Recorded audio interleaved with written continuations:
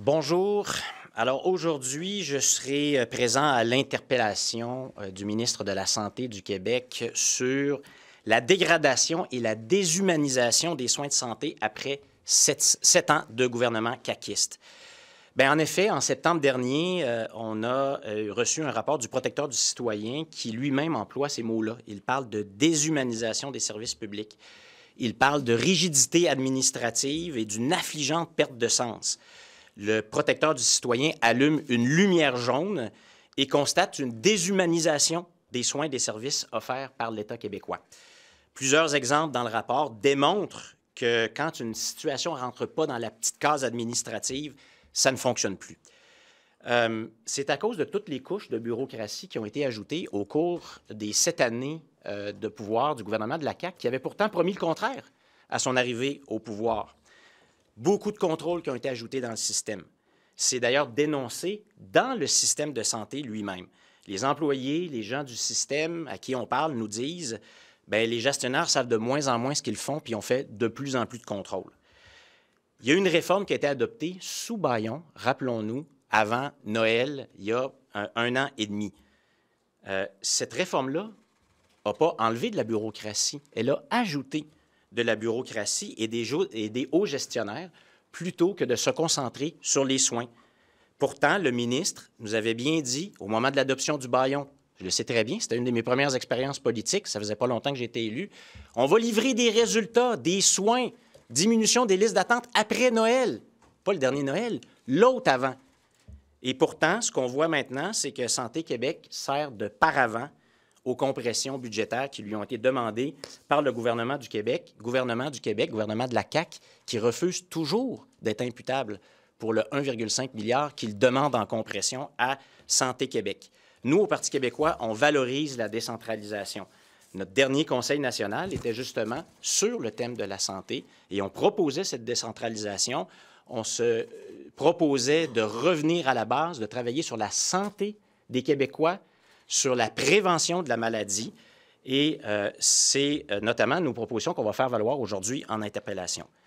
Alors, malheureusement, ce n'est pas ça qu'on entend aujourd'hui dans le système de santé.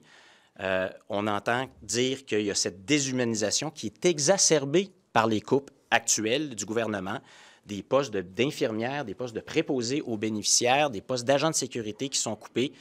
Ce sont des postes où on offrait des services directs à la population. Et encore une fois, c'est ce qu'on entend dans le système et c'est ce dont on va parler aujourd'hui. On va remettre la CAQ, le gouvernement de la CAQ, devant les promesses qui avaient été faites et qui ont réitéré à de nombreuses reprises à la population qu'on allait améliorer l'accès aux soins. Vous les feriez où, vous, les compressions, par exemple, parce que il y a quand même un fait que les établissements, certains font des gros déficits, plus marqués depuis la pandémie. Il y a peut-être un certain ménage à faire. Donc, vous attaqueriez à quoi précisément dans le réseau? Des gens dans le réseau, et pas seulement en santé, soit dit en passant, partout dans l'État québécois nous disent qu'il y a eu une accélération et une multiplication des rapports, des contrôles pour contrôler l'image du gouvernement, puis ce qui va sortir, puis essayer de contrôler le plus possible l'image. C'est ça qu'il faut arrêter. Puis ça coûte cher énormément de temps. Ça coûte énormément d'énergie en ressources précieuses de l'État qui peuvent et qui doivent être consacrées aux soins à la population. Avez-vous un exemple dans le réseau de la santé, précisément, de ces contrôles-là de l'image? Bien, c'est que actuellement, il y a beaucoup de médecins qui nous disent qu'ils remplissent de la paperasse. Il y a beaucoup, je sais que c'est une question qui est travaillée actuellement à l'Assemblée nationale, il y a beaucoup d'infirmières qui nous disent qu'ils passent leur temps à faire de la paperasse. Il y a beaucoup de gestionnaires qui nous disent qu'ils passent leur temps à faire de la paperasse puis à remplir des formulaires. Et ça, on le dit, la CAQ s'était présentée sous la posture d'un gouvernement qui allait travailler à une rationalisation de l'État. C'était leur programme. Et c'est l'inverse qui s'est passé. Donc, un ménage dans le niveau administratif du réseau. Oui, absolument. Se concentrer sur les soins à la population. Se concentrer sur les services qui sont essentiels pour la population à tous les jours. Et c'est ce que le gouvernement avait promis. Le gouvernement avait promis un médecin de famille pour tout le monde. On est rendu loin de ça. Le gouvernement avait promis de réduire les listes d'attente. On est loin de ça. Le gouvernement avait dit qu'il allait s'attaquer à la présence du privé dans le système de santé. Et c'est l'inverse qui s'est produit dans les dernières années. L'accélération de la courbe de la présence du privé dans le système de santé, c'est à ça qu'on a assisté et c'est là qu'il faut investir le plus. Réduire dans l'administratif, est-ce que c'est suffisant pour rattraper le déficit, par exemple, parce que c'est la priorité numéro 1 de Santé Québec quand on leur demande où ils veulent couper? C'est d'abord l'administratif. Et là, force est de constater qu'il y a quand même il y a un manque à gagner qu'ils doivent combler d'une autre façon. Donc, est-ce que vous avez d'autres options où vous pourriez couper en santé, vous, au Parti québécois? Nous, ce qu'on dit, c'est commençons par ces questions-là administratives et cette surbureaucratisation et cette paperasse et continuons à nous concentrer sur les soins. Là, ça fait depuis la rentrée parlementaire qu'à tous les jours, l'ensemble des partis d'opposition arrivent avec des exemples clairs de situations où ça ne fonctionne pas et où il y a des coupures dans les soins. Et ça demande de la transparence aussi. Les gens dans le réseau nous disent aussi, puis moi, je l'ai entendu là, dans Jean Talon, des gens qui s'approchent de moi et qui me disent, vous savez, ce qui est dur, c'est qu'il y a des coupures, puis le gouvernement n'est même pas capable de l'admettre, n'est même pas capable d'avoir le courage de dire que c'est ça qui est en train de se passer.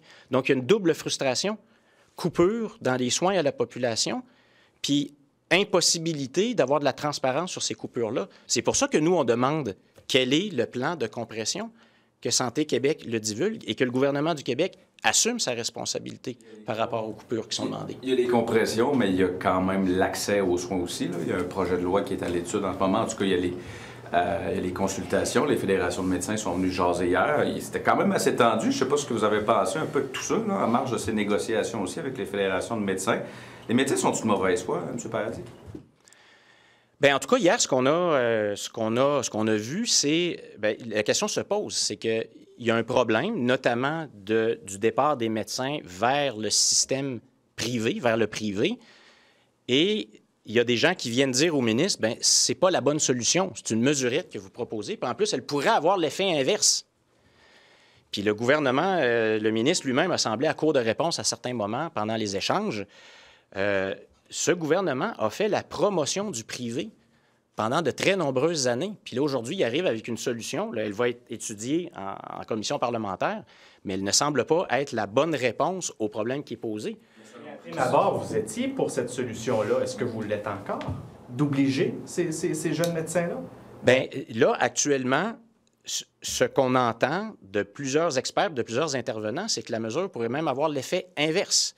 Donc là, on va aller en études. On a entendu des experts, on va aller en études, mais il y a des craintes très sérieuses qui sont exprimées actuellement et il y a peut-être d'autres solutions. Comment se fait-il que le gouvernement du Québec continue à payer les soins de santé au privé plus cher qu'au public, alors qu'ailleurs au Canada, c'est pas ça qui se passe? C'est sûr que ça, c'est un incitatif pour certains de passer au privé. Donc, vous êtes en train de changer d'idée. On n'est pas en train de changer d'idée. On dit qu'on est en train de regarder ce qui se passe dans le projet de loi, puis qu'on a bien entendu hier qu'il y a des gens qui expriment de très sérieuses réserves. On va continuer à l'étudier, puis on n'est pas en train d'appuyer personne. On est en train de dire qu'il faut bien se poser la question, est-ce qu'encore une fois, c'est un gouvernement qui, au lieu de s'attaquer au cœur du problème puis aux véritables solutions sur lesquelles on devrait travailler, s'attaque à d'autres choses?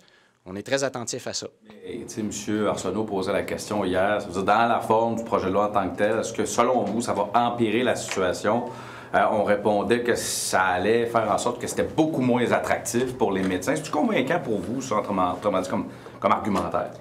Ce qu'on dit, nous, c'est que là, cette mesure du 5 ans, là, de l'obligation de 5 ans, il y a des très sérieuses réserves qui sont émises et qu'on va être très attentif à s'assurer que ça fait partie des bonnes solutions. Puis pour l'instant, ça semble être remis en doute de manière très importante.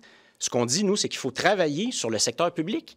Ce qu'on veut, c'est que les médecins restent dans le secteur public, que le secteur public soit toujours aussi attractif, qu'il soit celui où les jeunes médecins ont le goût de s'investir, pas qu'ils sont forcés de s'y investir, qu'ils ont le goût de s'y investir. Donc, travaillons sur le système public, puis travaillons sur les véritables solutions quant à la présence, malheureusement, trop croissante du privé dans le système. Je change un petit peu de sujet, mais qu'est-ce que vous pensez de ce qui se passe avec Denis Coderre ce matin puis sa candidature à la chefferie du Parti libéral?